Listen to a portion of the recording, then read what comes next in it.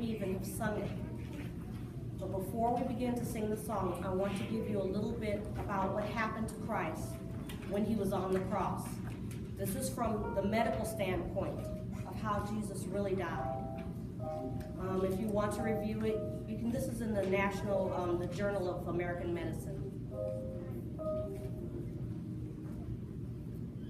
With knowledge of both anatomy and ancient crucifixion practices, one may construct that the probable medical aspects of the form was slow and excruciating. The scourging prior to the crucifixion probably served to weaken the condemned man, and if blood loss was considerable, to produce orthostatic hypotension and even hypovolemic shock.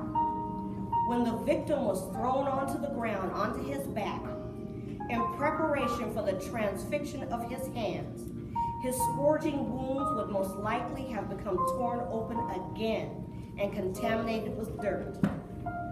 Furthermore, with each respiration, the painful scourging wounds would have been scraped against the wood of the stripes. As a result, blood loss from the back probably would have continued throughout the crucifixion ordeal. With his arms outstretched, but not taut, the wrists were nailed. It has been shown that the ligaments and the bones in the wrists can actually support the weight of a body hanging from them. Accordingly, the iron spikes probably were driven between the radius and the carpals, or even between the rows of the carpal bones, either proximally or through the strong band-like tendon.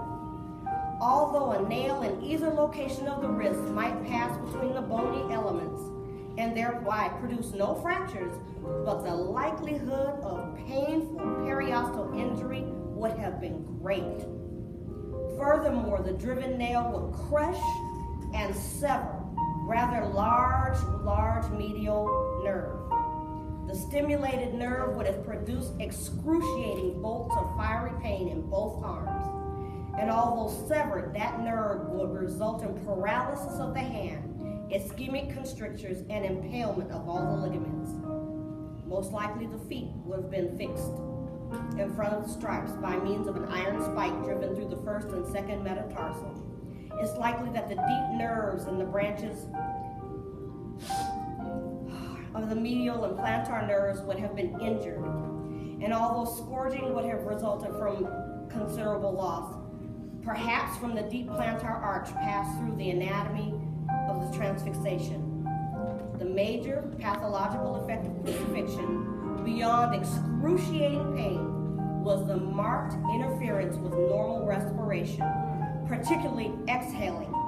The weight of the body pulling down on those outstretched arms and shoulders would tend to fix the intercostal muscles in an inhalation state and thereby hinder passive exhalation. Accordingly, the exhalation was primarily diaphragmatic and breathing was shallow.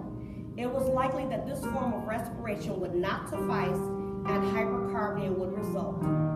The onset of the muscle cramps and the contractions due to the fatigue and the hypercapnia would hinder respiration any further. And adequate exhalation required to lift the body would be done by pushing up on the feet and by flexing the elbows and the adductor muscles. However, this maneuver would place the entire weight of the body on the tarsals and would produce searing pain.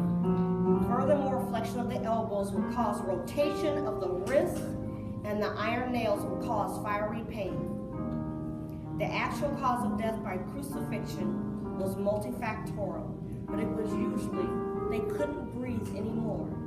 They didn't have the ability nor the strength to lift himself up so that he could take a breath, and then let his body sink down again, and then by his feet and his wrists, lift himself up again to take a breath. The normal person breathes about 16 to 18 breaths a minute. Imagine that excruciating pain at least 16 to 18 times a minute.